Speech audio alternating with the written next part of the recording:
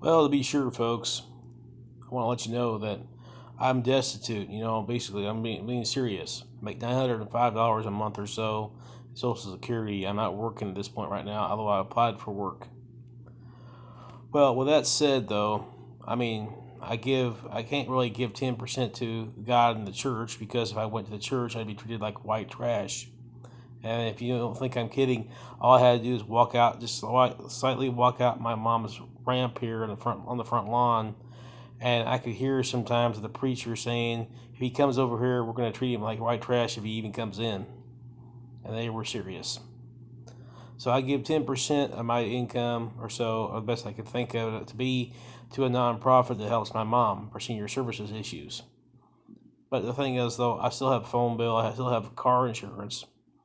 I can't say I pay car payment because really, I've had to file bankruptcy twice, and so I really don't have a car payment right now. Although I have a car until the governor changes the rules for COVID-19, I may have to give the car back to the finance company. But even with that said, though, I have a car for right now. What I'm really trying to tell you is that after it's all said and done, I have a couple $100 left right now. I have to have at least $100 to keep my account, to keep it open for right now. Other than that, all that money is going to go to my drug co-pays for my medicine. And so what I'm getting at is that I'm flat broke. So what I'm going to tell you, folks, though, is that there's legitimate, really good reasons to work these days. Part of the reason why we can't find a job is going to be COVID-19 or this or that. But in the end, though, what it really gets down to is that we just really need more money, either a stimulus check or something. But without saying about politics, what I'm really hoping for is some employer will hire me for something I can actually do. But what I learned from Applied Systems and maybe Perishables Group 2 is that I'm not really computer savvy to the point of a network engineer or something. But the thing is, though, I do have some computer skills. But with that said, I may be able to send an email to somebody. May not be able to program, basically program control rods to go down into the nuclear fission to save our lives. Nothing like that. But I might be able to handle mailroom work or something. But the thing is, though, what I'm getting at is that there's some things I can do in this life. There's some things I can't. And really, what it is, though, I went to college twice, went to high school too, and what it really boils down to is that I didn't learn much of anything while I was there, except maybe technical jargon, perhaps, and maybe vocabulary or a lexicon. And that's what I really wanted to go to school for, was the lexicon, learn new language. Not necessarily a new language in terms of foreign language. I wasn't really interested in that. I was really interested in language of words. And so I think I did okay with that to a certain extent. But it's just the same, folks. I like to be a technical writer, or I like to be a writer in my own right.